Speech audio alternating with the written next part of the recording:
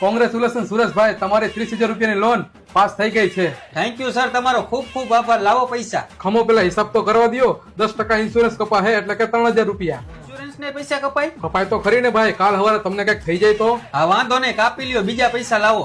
Insurance નું 5% GST એટલે કે એના 1,500 રૂપિયા અલગથી કપા હે. એમાં જીએસટી કપાય? હા, હા વાંધો નહીં, વૈધા એટલા તો લાવો. 10% પ્રોસેસિંગ ફી એટલે કે 3,000 રૂપિયા એના પ્રોસેસિંગ ફી દેવી પડે? દેવી તો પડે ને ભાઈ. વાંધો નહીં, વૈધા એટલા તો લાવો. ખમોજી હિસાબ બાકી છે. પ્રોસેસિંગ ફી ને 5% જીએસટી દેવું પડે એટલે એના 1,500 કાપવો પડશે.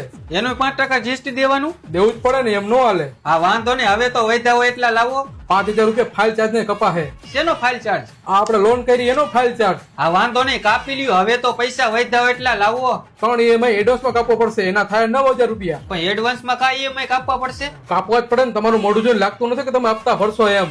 વાંધો નહીં, કાપી નાખો. હવે તો વૈધા હોય એટલા લાવો. 3 EMI એડવાન્સ નું 5% જીએસટી કપા હે. એના 4,500 રૂપિયા. એડવાન્સ ઈએમઆઈ ની જીએસટી લાગે? નિયમ. હા વાંધો નહીં, એ કાપી લ્યો. પણ મારા ભાઈ હવે તો વૈધા હોય એટલા લાવો. પણ હજી હિસાબ તો કરવા દો. 2,000 રૂપિયા એગ્રીમેન્ટ ના કાપવા પડશે.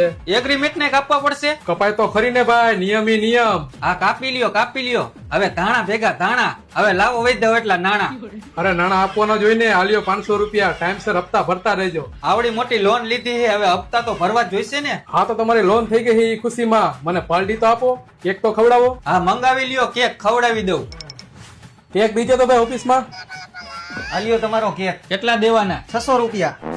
રે 100 રૂપિયા ઘરના નાખવા જોઈશે. હાલે. આ તો તમે ઘરના હતા એટલે, બાકી લોન કરવાના મને પૈસા દેવા પડે.